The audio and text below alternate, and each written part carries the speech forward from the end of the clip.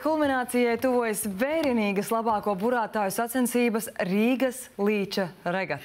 Tā noslēgsies šodien, Pērnavā, un tur notiks arī uzvarētāju Latvijas jūras burāšanas čempionu un Livonijas kausa ieguvēju apbalvošana. Un pagaidām līderos, jāsaka, ir igauņi, bet viss vēl var mainīties. Un šobrīd uz sarunu ar jaktām fonā mums pievienojas Latvijas burāšanas savienības vadītājs Kaspars Rožkalns un sacensību galvenais tiesnesis Normans Penke. Labrīt! Labrīt! Labrīt!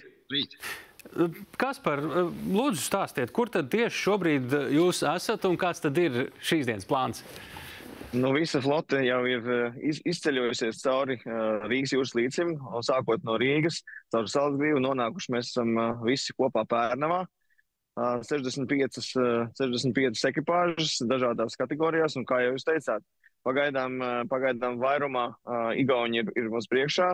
Jāsaka, gan atsevišķi Liss viens grupā kapteinis Zirdziņš cīnās un turās, un izskatās, ka ļoti centīsies aizstāvēt savu čempionu titulu. Jā, man jājautā, cik ļoti tie igauņi ir priekšā? Kā jūs raksturot? Norma, kā ir? Tik ilgi priekšā? Igauņi ir bišķiņ priekšā.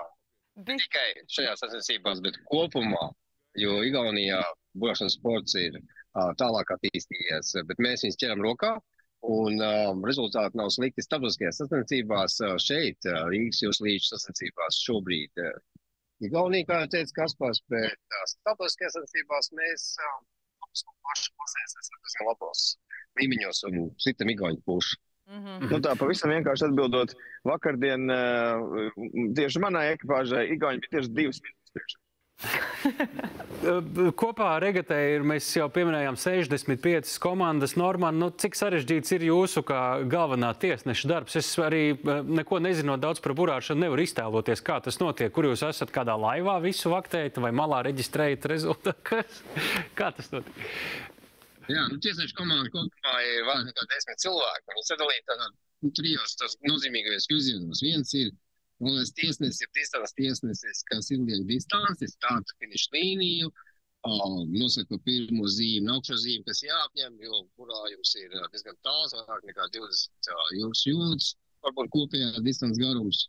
Un attiecīgi tad ir mums tehniskā komisija, kas pārbauda, vai visi laivas ir gatavas sacensībām un var piedalīties, vai var pielaist pie sacensībām, tāpēc, ka katrs no laivām atšķirās, katrai neliels nianses, kurā viņi grib apzīt savus konkurentus, un tāpēc tehniskā komiteja, kas paskatās, vai tiešām viss.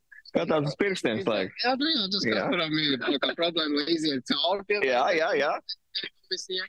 Un tad, ja gadījumā burātājs savstarpēji nedaudz sakašķējās uz ūdens, nav devuši ceļu viens otram vai patraucējuši tādā brīdī vai kaut kādā brīdī pie zīmes, tad mums ir protests komiteja, kuri izskata šādus jautājumus starp laivām un starp sacensību burātājiem viņu, kā teikt, pretenzijas izskata. Tas notiek atbilstoši starptautiskajiem burāšanas sacensību noteikumiem.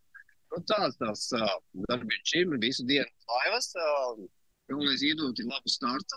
Divas nozīmīgas lietas. Labs starts, lai būtu forša līnija, cilvēkiem būtu viegli nostartēt un aiziet vienlaicīgi. Un otrs ir, lai distance būtu interesanti, lai sacensību dalībniekiem būtu laba, tāda burāšanas praksa un visu savu spēju parādīšanu uz ūdens. Skaidrs, ka vējam ir milzu nozīme. Es skatos visu laiku uz tiem karodziņiem, kas jums tur ir fonā. Šķiet, ka tagad drusku kaut kas tur iepūš, bet es nezinu, cik tas jums ir stipri vai nav. Bet kādi vispār ir bijuši tie laikapstākļi? Cik draudzīgi tie ir? Mums ir bijis ļoti dažādi laikapstākļi. Un vēl turpināsies ļoti dažādi laikapstākļi. Bijuši gan lietus, gan saule, gan vējš, gan vājš vējš, gan bezvējš. Nezinām virzienu bez vējš, tad zinām virzienu bez vējš. Šodien mums tagad ir viegls vējš, bet liks klāt.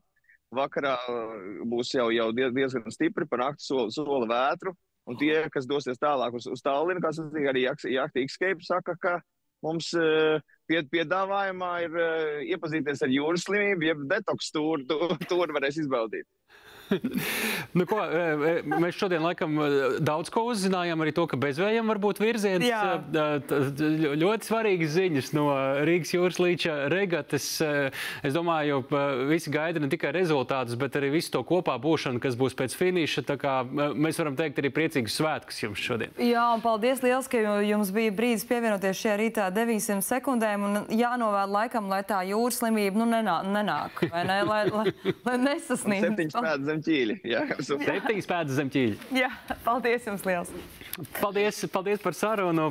Latvijas burāšanas savienības vadītājs Kaspars Roškalns un sacensību galvenais tiesnesis Normans Penke bija mūsu sarunbiedri tiešraidē no Pērnavas puses.